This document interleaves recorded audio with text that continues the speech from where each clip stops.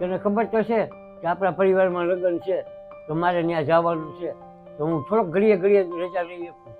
તમારા પરિવારમાં તમારે જરૂર હોય તમારી તો તમે રજા ન રાખો.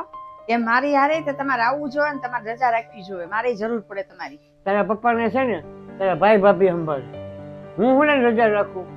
હું તમને એમ કહું છું કે તમારે મારા પપ્પા હારે રહેવું જરૂરી છે કે તમારે લગ્નમાં જવું જરૂરી છે? કદાચ તમે ભૂલી ગયા છો, તમારી પત્ની નહીં કોકની દીકરી શું.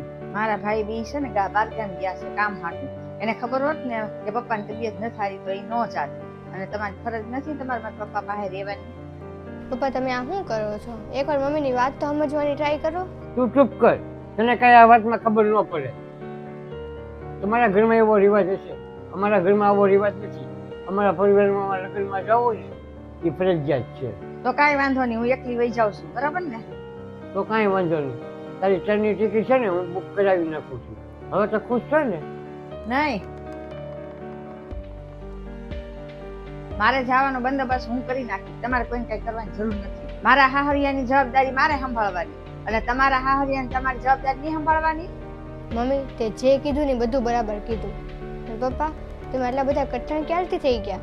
તમે જ વિચાર કરો કે મારા લગ્ન પછી મને મારા સસુરાલ વાળા મને અહીંયા આવવા નહીં દે, તમારાથી મળવા નહીં દે તો તમને કેવું લાગશે?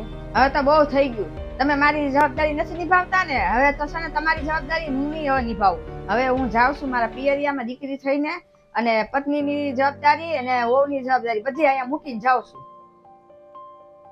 ઊભી રહે, મને માફ કરી દેજે. હું સમાજના રિવાજમાં એવો ઘેરાઈ ગયો હતો ને કે હું મારા ઘરની જવાબદારી પણ ભૂલી ગયો હતો. હવે મારી જવાબદારી છે ને હું પૂરેપૂરી નિભાવું. હાલ આપણે અત્યારે જ જઈએ બાપુ આગળ. હા, આપણે કાલ બહાર જવું છે તો કઈ ગાડી બંધાવી લઉં? તો કેતો એ મારા ભાઈબંધને વાત કરું. મારે તો એવી ગાડી બંધાવી છે કે શેરીના બધા છે ને આપણી સામું જોઈ રહે, આપણે બેહીને જઈએ ત્યારે. તો મુક્તિ રથ કહી દઉં તો શેરી આખી જોશે નહીં, એ બધા પાછળ પાછળ આવશે. એ તમે અંદર નહીં આવતા, હું કપડા બદલું છું. કાકા કાકી ક્યાં છે? મારે મારી મમ્મીની સાડી એની પાસેથી લેવાની છે. એ કાકી એને કપડા બદલાવે છે. એ સાંભળતો, આસ્થા આવી છે એના મમ્મીની સાડી પાછી લેવા આવી છે. આસ્તા આવી છે? હા તો એને અંદર મોકલી દો. જાતિને અંદર બોલાવે છે.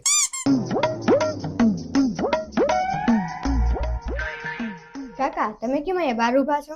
તો કાકી કપડા બદલાવે છે એટલે હું બહાર ઊભો છું. પણ કાકી તો અંદર કપડા નથી બદલતા. તો શું કરે છે? એ તો કેક ખાય છે અંદર.